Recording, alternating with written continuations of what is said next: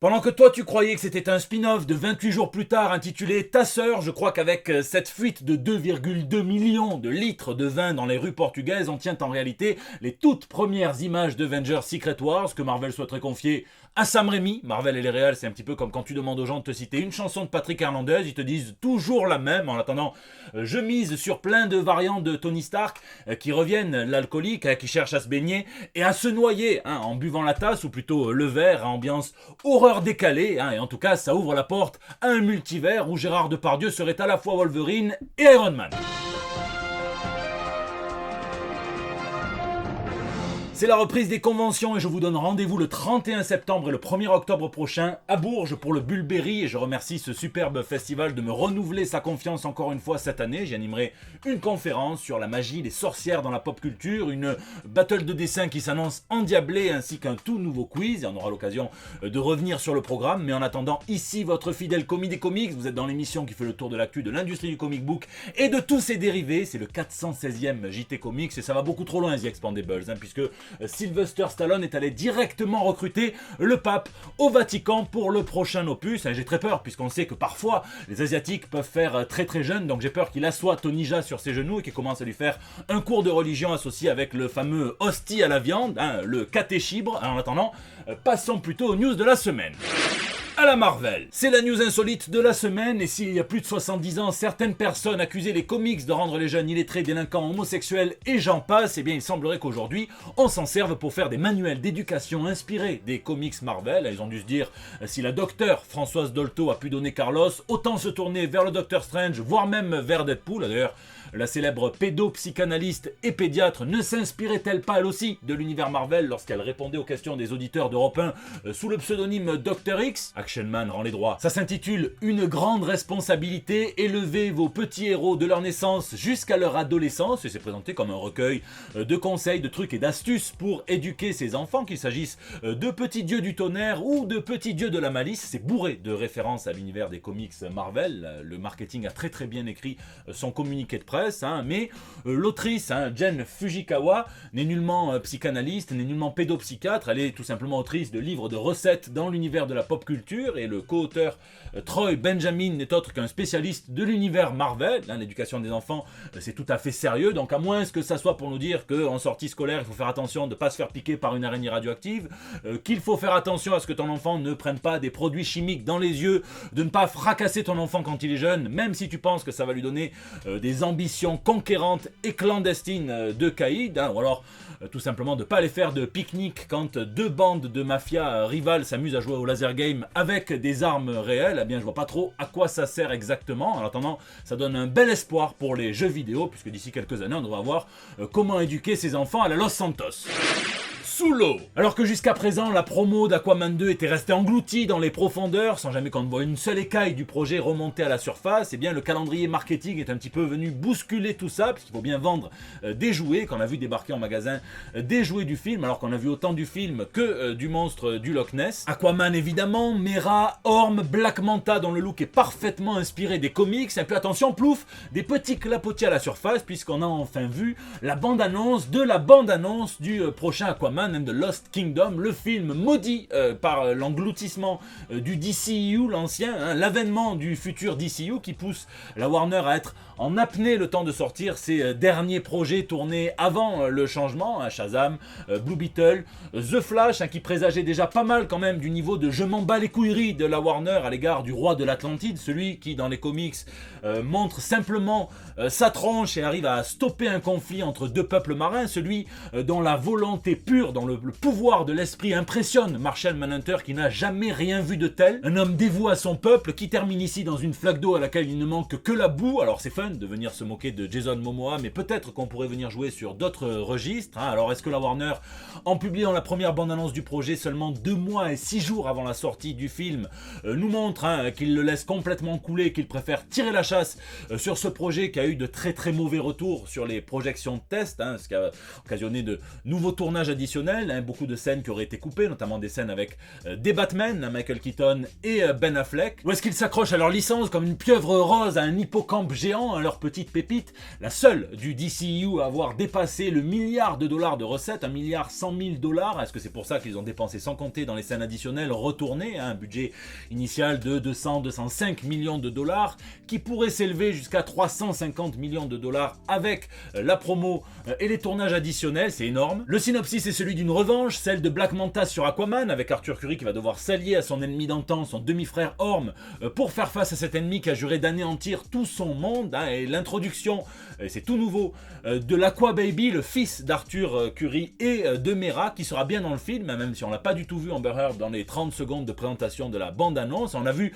Nicole Kidman dans des mauvais effets spéciaux à la The Flash, hein, Nicole Kidman qu'on appelle en Atlantis le 6e continent, mais aucune trace de Mera. Alors connaissant le penchant pour l'horreur de James Wan, la fidélité relative aux matériaux sources, hein, est-ce qu'ils ne sont pas en train d'adapter plus ou moins librement The Death of a Prince, plus précisément le Aquaman 452 par David Michelinie et Jim Aparo, dans lequel on voit Black Manta tué par suffocation le fils d'Aquaman. Déjà il étouffe son enfant et quelques numéros plus tard, hein, elle prouve qu'il n'a rien envie au Joker avec une punchline, hein, devant une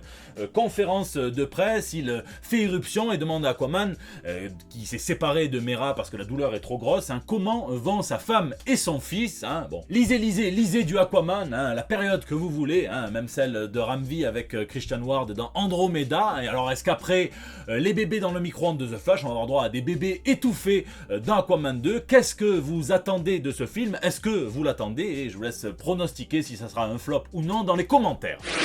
Cinéman. Dans l'actu ciné, c'est une honte puisqu'on nous a dévoilé un plan abandonné du film The Marvels où un acteur de premier plan avait été abordé pour jouer un gros super-héros Marvel, sauf qu'il devait mourir à la fin du premier acte du film, hein. C'était soit Clive Owen, soit George Clooney qui aurait réalisé un sacré grand chelem, à revenir et mourir dans The Flash et chez l'univers Marvel, hein. Mais tant qu'à faire, si vous voulez faire crever quelqu'un avant la fin du premier acte, prenez-nous Sean Bean, hein, c'est un maître du genre. Tiens, injustement, qui a l'épée de Marvel au-dessus de la tronche pour savoir s'il va mourir avant même la fin du premier acte, c'est Jonathan Majors, un acteur sur lequel Marvel Studios avait misé en pensant que c'était une mine d'or et qui s'est avéré devenir une mine antipersonnelle, hein, puisqu'il va avoir un procès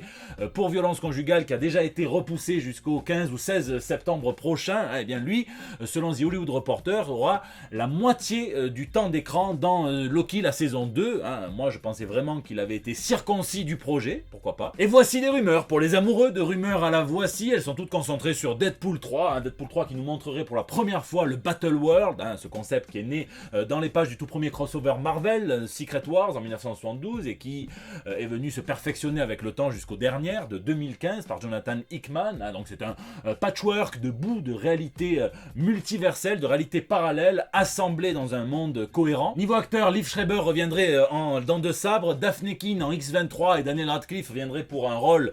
complètement mystérieux à ce jour. Hein, ce qu'on sait pour sûr, puisque ça c'est à prendre avec des grosses pinces, hein, qui est aussi le surnom de mon beau-frère qui se vante quand il va à Paris d'être le seul arrivé à marchander à Rungis et au bois de Boulogne. Non, ce qui est sûr, c'est que justement, comme mon bof, le film est fini à moitié, hein, avant que l'interruption de la grève ne fasse rage. Et puis le meilleur pour la fin, avec encore une nouvelle bande-annonce du spin-off de la série The Boys, hein, une série sur des années université de jeunes individus dotés de super pouvoirs, hein, qui croient que c'est génial, hein, qui vont apprendre à les maîtriser, qui vont vite réaliser que comme l'université est sponsorisée par Vought, qui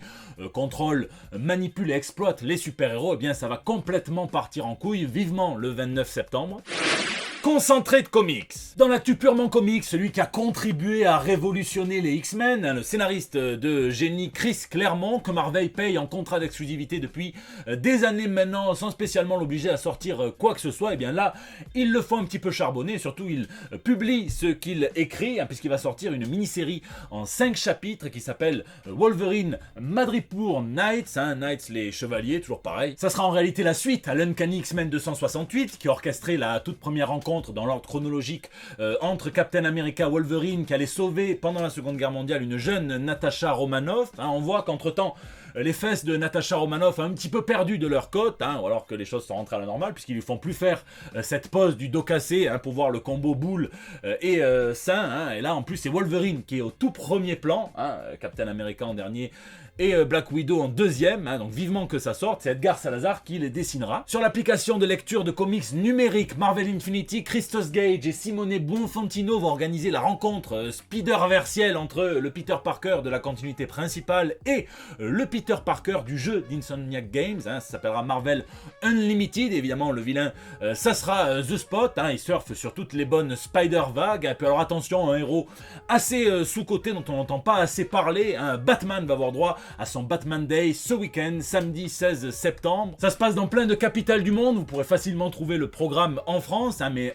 ça se passe dans plein de capitales du monde, et à Paris, on aura droit entre autres, ça se passe à la Villette, au test du nouvel escape game Batman, et puis en librairie évidemment, dans toutes les librairies participantes autour de la France, bien vous aurez pour 2 albums Batman achetés, l'album Batman Superman Tandem de Feu, c'est le titre d'une fanfiction homoérotique entre les 2 héros, mais non, c'est par Tom King et Clayman, offert en version collector, noir et blanc, et souvenez-vous que dès lundi, Le Bon Coin ça va se transformer en SPA, puisque tous les chiens vont chercher à le revendre bien plus cher. Chez les indés, en plus d'affronter un loup, un sanglier géant dans le futur jeu vidéo Web of World qui sortira le 4 octobre prochain, Hellboy va venir dans les comics affronter un bon gros chat. Ça se passera dans le numéro spécial hiver dédié au personnage. Mike Mignola n'est pas loin, mais ça sera scénarisé et dessiné par Matt Smith, et ça vient reprendre la légende nordique du Yola Koturin, un gros chat méchant et vicieux, un chat quoi, qui vient s'attaquer et dévorer tous les gens qui n'ont pas reçu de vêtements neufs à Noël, ce qu'il faut pas inventer pour obliger ton tonton crasseux à se changer au moins une fois par an. Lisez Friday d'Ed Brubaker, Marcos Martin et Munsa Vicente. C'est une sacrée histoire, c'est pas pour rien qu'il y a cœur dans Brubaker, c'est un des meilleurs scénaristes de comics selon moi, et là il fait encore de l'hybridation de genre, puisqu'il a fait du post-young adulte, donc à savoir du young adulte, mais quand les protagonistes ont à peine vieilli et qui rentrent dans les galères, les angoisses de la vie d'adulte, ils sont pas tout à fait adultes, mais quand même. Friday, c'est une jeune femme qui est partie à l'université, qui va revenir pendant les vacances dans son village natal, essayer de renouer un petit peu avec son meilleur ami, avec qui elle a entretenu une petite relation ambiguë, et avec surtout lequel elle résolvait tous les mystères de la ville, puisqu'ils sont un petit peu comme 2 détectives, et malheureusement là ils vont se frotter à un mystère qui semble les dépasser. C'est génial, en plus c'est traduit en français par le bon Basile Begri, qui a les bons mots pour adapter les dialogues et les mots d'Ed Brubaker qui sont toujours ciselés. Les dessins de Marcos Martin qui nous offre sont fabuleux, surtout les paysages, il y a une ambiance phénoménale, on a de la chance de toute façon en français en termes de traduction, j'y reviens, mais que ce soit Criminals et le reste par Alex Nikolavitch ou Basile Begri, on est bien lotis, donc n'hésitez pas à me dire ce que vous en pensez. On reparlera de Night Fever qui sortira très bientôt chez Delcourt, et il me tarde de savoir ce que vous en avez pensé. En attendant, n'hésitez pas à me dire ce que vous lisez ou geekez dans les commentaires, puisque c'est la fin de ce JT Comics. Je vous remercie d'être toujours aussi nombreux à le suivre, à laisser vos pouces bleus, à partager sur Facebook, à tweeter, à retweeter, à m'incorporer dans vos stories Instagram. Je vois tout, n'hésitez pas à réagir aussi sur YouTube dans les commentaires que j'essaye de lire scrupuleusement chaque semaine, de répondre quand j'ai le temps, et en ce moment ça manque un petit peu. N'hésitez pas aussi à réagir sur les réseaux sociaux, là vous me laissez vos petits messages pour El Bando del Pueblo, votre espace de liberté depuis 416 JT maintenant. Je vous fais d'énormes bisous, et je vous donne rendez-vous la semaine prochaine pour des nouvelles toutes fraîches. La Warner perdrait près de 500 millions de dollars grâce à la grève, et là j'imagine un petit peu les dirigeants en train de venir rôder autour de la poubelle interdite pour sortir le maudit Batgirl et enfin nous le proposer, un petit peu comme moi quand j'ai plus rien dans le frigo et que je me rappelle que j'ai jeté des restes la veille.